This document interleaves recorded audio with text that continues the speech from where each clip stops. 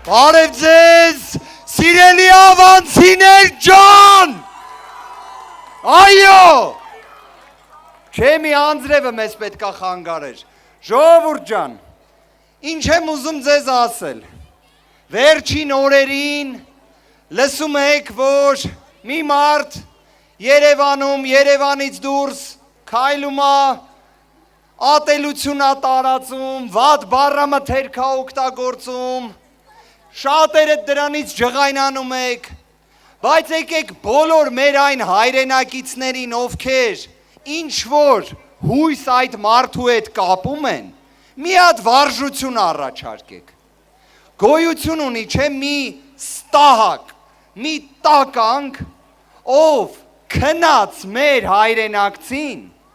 կացինով սպանել է, այդ տականքը հերոս է համարվում Ադրբեջանում, բա այդ մարդը, որ փողոցներով տենց ատելություն է տարածում, թող մի օր ասի, որ այ այդ դրան կարա մի բան անի, որ պատժեն, կարա անի։ Մենք դրա համար ինչ ենք ասում, մեր պատկերացրած Հայաստանը ուժեղ Հայաստանն է, ուժեղ Հայաստանն է։ Ժողովուրդ ջան, հիմա նենց իրականության մեջ ենք, որ իսկապես տագնապի զգացում ունենք, որովհետև հասկանում ենք, որ հիմա ռիսկը մեր պետականությունն է, մեզնից յուրաքանչյուրի անդորն է, որ կարող է դրանք գան 100,000-ներով Հայաստան։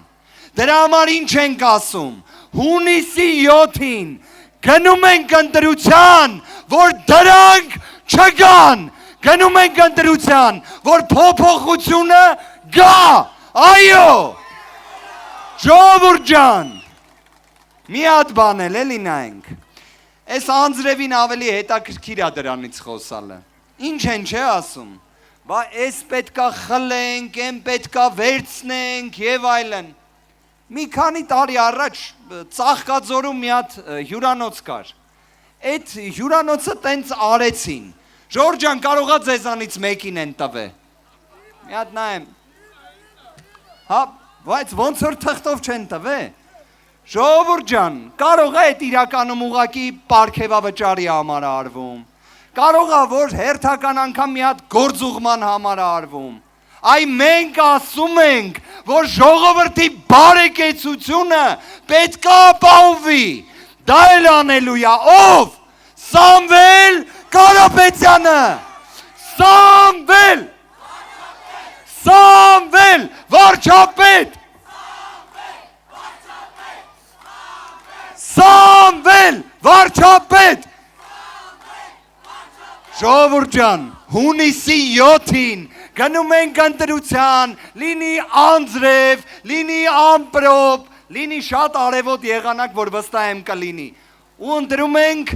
Քվյաթերթիկ համար, այո ժողովուրդ ջան, համար 3, ձեր ցավը տանեմ Աստված պահապան։